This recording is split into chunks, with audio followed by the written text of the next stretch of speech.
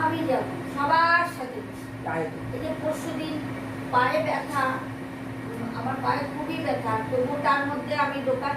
দোকানে গেছিলাম, ভর্তি ব্যাগ ভর্তি জিনিস টেনে আনছি। দারোয়ানের অনেক বসুন বসুন, আপনাকে তো অক্সিজেন পার্লারে পাঠাতে হবে, অক্সিজেন দিতে হবে, এত বোঝা বয়ে আছে। হ্যাঁ, বসুন বসুন, আমি একটু চেয়ারে বসলাম, ওনাদের সাথে একটু গল্প করলাম, আবার 10 মিনিট বাদে আমি অত পরোয়া করি, আমি সবার সাথে কথা বলি, সবার সাথে, সবার সাথে, ছোট আবার বড় কি সবাই মানুষ, সবাই মানুষ। আমাদের পুকুর ছিল, পুকুর বলছি, পুকুরে সাঁতার কাটতাম। আমার শাশুড়ি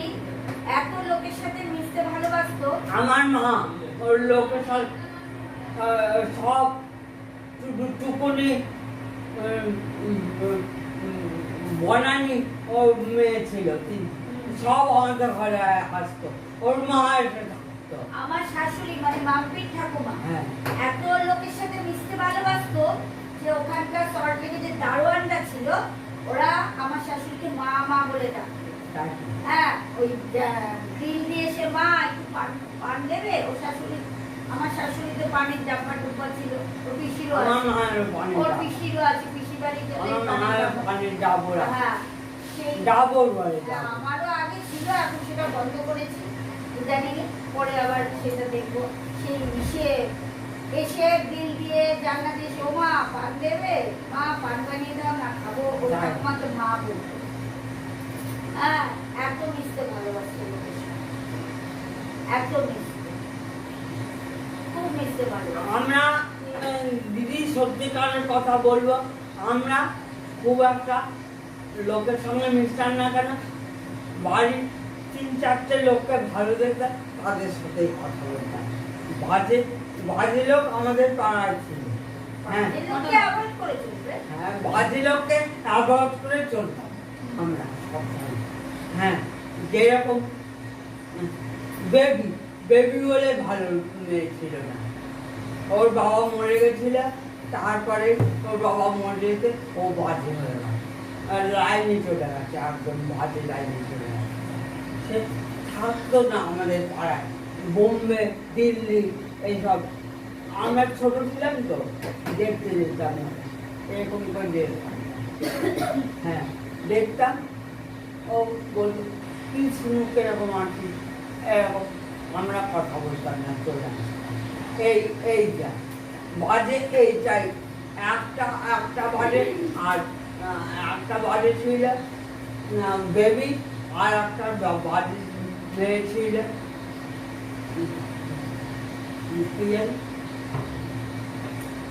নাম শিখার বোন ছিল একটা, ওরা বাংলাদেশ থেকে এসেছিল, বাংলাদেশ থেকে এসে বাজে লাইনে চলে গেছে। আমরা তো অনেক দিন পাড়া ছিলাম, আমরা তো গেলে যে আমরা তো বাজে লাইন যাই, বাবা মায়ের অপেক্ষায় বসে আছি, চিচড়ি করছি, চিচড়ি করে টাকা পয়সা পেয়ে গয়না বানিয়েছি, বালা বানিয়েছি, একটা বালা বানিয়েছি, কান ঝুমকা বাসা, কানের দুল বানিয়েছিলাম। হ্যাঁ, ঝুমকা বাসা, বাউটি বানিয়েছি, সোনার জিনিস বানালাম। তখন বাবা দিতে পারবে কত, খালি টাকা হাট দিয়েছে, চুরি দিয়েছিল টাকার কাছে, নাইলে গয়না বানিয়েছি, বুঝলেন তো? এরকম করে সংসার কোনোদিন ভালো ভালো কিছু খাবার ইচ্ছা হলে টাকা দিতাম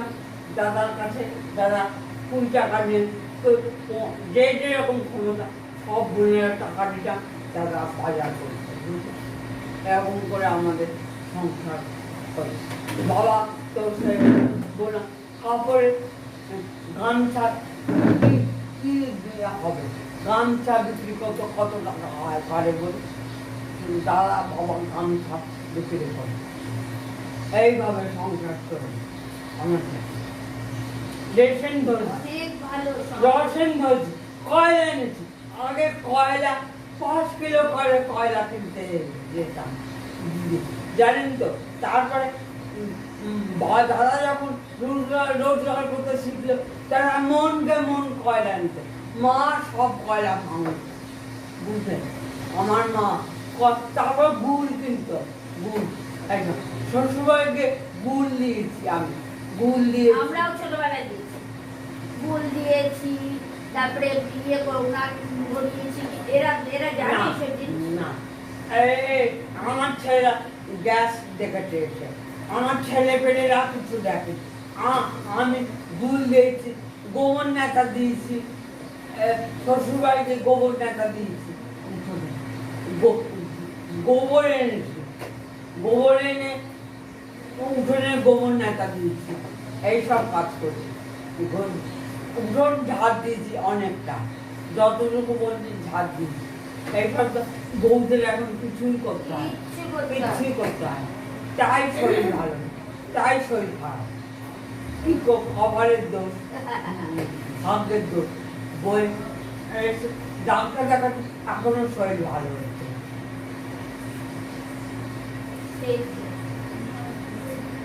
আমি বলছি কথা বল আমার সঙ্গে কথা বললেও তো মনটা ভালো লাগে কথা বুঝলেন তো এই হচ্ছে কথা আমার বাবা মরেছে যখন কত ফুল দিয়ে সাজানো হয়েছে ভাবা যায় না আর আমার শাশুড়ি বেলায় দু চারটে দেওর ছিল লালটু পল্টন ওরা ছিল পল্টন তো এখনকার পার্টি করে এই পার্টি করে মমতার পার্টি করে হ্যাঁ ও পার্টি করে ওর মা মরল ওর মাকে দু চারটে গাঁদা ফুলের মালা মালা পরিয়ে নিয়ে শ্মশানে খায় এইভাবে এইভাবে করে এত বছর সঙ্গে তারপর চাকরি বাগানে চাকরি দিদিমণি ছিলেন যারা ছিল তারা গল্প করতো চাকরি বাগানে ভালো ছিল এই বাগানে থেকে ভালো একটুও ভালো একটুও ভালো চাকরি বাগানে ছিলাম থেকে ভালো ভালো ছিলাম ভয় লোক আর ভয় লোক না শুট করছে তার জন্য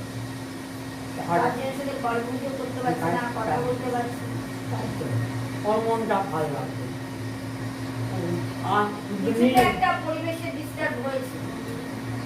এখন বাড়ি বিক্রি করা তো যাবে না পজিশন ভালো ওরা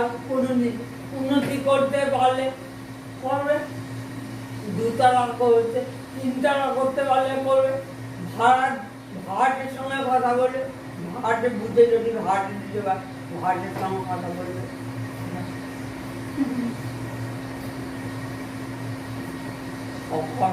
ও ও এসে থেকে ও কিন্তু কষ্টই করেছে মুখ বুঝেই রয়েছে কি করবে ওর ভাগ্যের দোষ ওরও ভাগ্যের নিজের ভাগ্যের দোষ দাও অন্যের ভাগ্যের দোষ দাও বন্ধ আমার ভাগ্যের দোষ ওরও ভাগ্যের দোষ সেরকম পাড়া পেত সেরকম পাড়া সেরকম পাড়া পেত পাড়াটা আমার ভাগ্যের দোষ তাই তাছাড়া ভাবতে বউটার গন্ধ হয়ে গেল না বউটার গন্ধ হয়ে গেল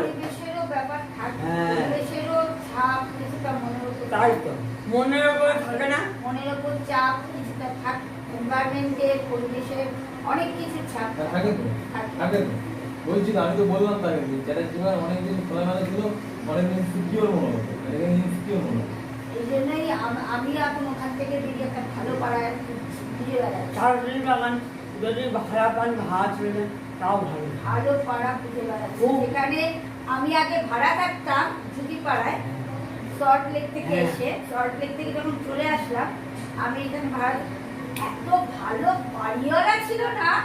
হ্যাঁ ভাবতে পারবেন না মানে বাবা মা লাগে না এত ভালো বাড়িওয়ালা